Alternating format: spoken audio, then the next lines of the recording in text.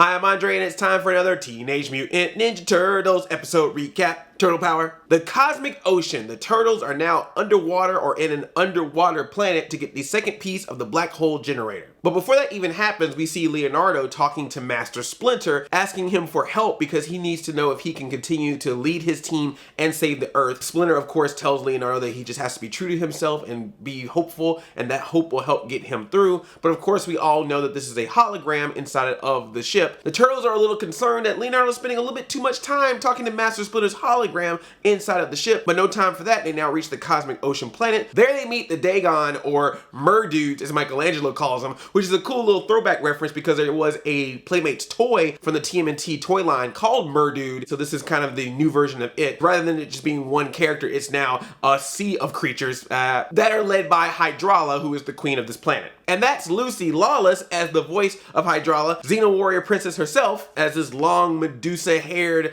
ocean beast who, I gotta say, is kind of hot. I'm all down for that. Wrap those things around me, I'm good to go. Also a nice reference to the underwater level of the Teenage Mutant Ninja Turtles NES game, where you're trying to defuse the bombs, but you gotta swim through all this electric seaweed. So they have electric seaweed on this planet. Raphael even yells out, "Look out for the electric seaweed!" And my favorite part about it is Future Toy goes, "Don't worry, I'll get us out of the seaweed in 2 minutes and 20 seconds. That's the exact time that you had to defeat that level in the NES game. That's choice reference there. Hydrala tells them they have to prove themselves worthy of getting that piece, and to do so, they have to fight Cthulhu. I like the joke of Michelangelo trying to decide with his imagination what Cthulhu will look like. He goes through all these different images, and the last image that he settles on is the Archie Comics drawing version of Ray Fillet.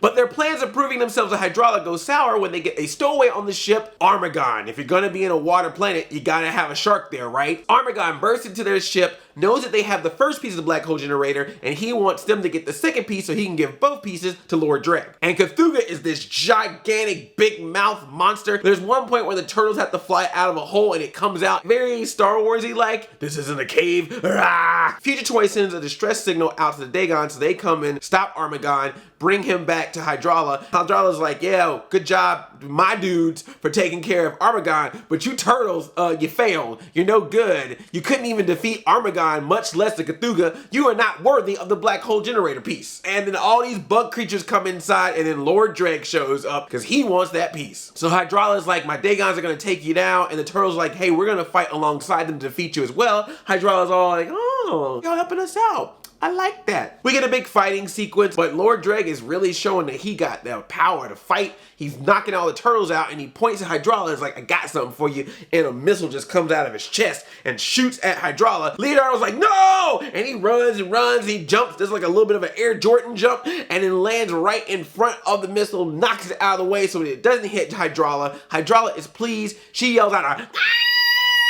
And then this big giant Cthulhu comes in, tentacles come out and grab all the bad guys, particularly Lord Dregg and Armaggon, and he pulls a straight Audrey 2 from Little Shop of Horrors on him, sticks him in the mouth, swallows him whole, swims away. Hydrala then tells the turtles, "Hey, I appreciate that you looked out for me, that you saved me and my people, so therefore you get the second piece of the black hole generator," because Future Toy claims that he's going to be able to destroy it, although he hasn't figured out how he's gonna do that yet. But of course, you can't keep Dregg and Armaggon down. They figure out a way to get out of the Cthulhu, so they have escaped, and they're definitely plotting their revenge. This is a good episode. It's another one of these episodes where Leonardo is trying to prove himself worthy as being a leader and putting all the responsibilities of saving the world on his shoulders. But it was a well done one. I thought Lucy Lawless did a great job voicing Hydrala. I love the Meadows, their new design. It was a fun episode, but obviously we're waiting for that March 27th episode. That's when we get Trans-Dimensional Turtles. That's a special episode where the Nickelodeon Turtles are gonna meet the 80s Teenage Mutant Ninja Turtles from the old 80s animated series.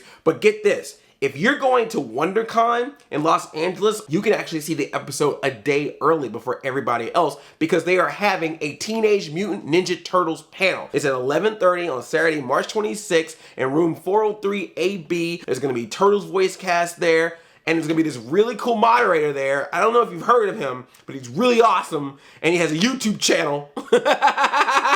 Yes, I can officially say that yes, I will be moderating the Teenage Mutant Ninja Turtles panel at WonderCon, Saturday, March 26th, room 403AB. We're gonna have a Q&A with the cast. We're gonna have this special screening of Transdimensional Turtles before anyone else sees it. And just one more thing. Make sure you're subscribed to my channel and check out my videos this week because I have a very special video coming up for you. I actually got to go to see some of the voice recording of this episode, so I got some behind the scenes footage of the 80s Turtles voice cast doing their voices for this episode. So you can only get it right here from my YouTube channel, so make sure you are subscribed so you can see that, because that's how I do you. I look out for you. Oh, they calling me. Maybe I wasn't supposed to reveal that information. I love you like a play cousin. I'll see you next time. 95,000 chain chomp, y'all.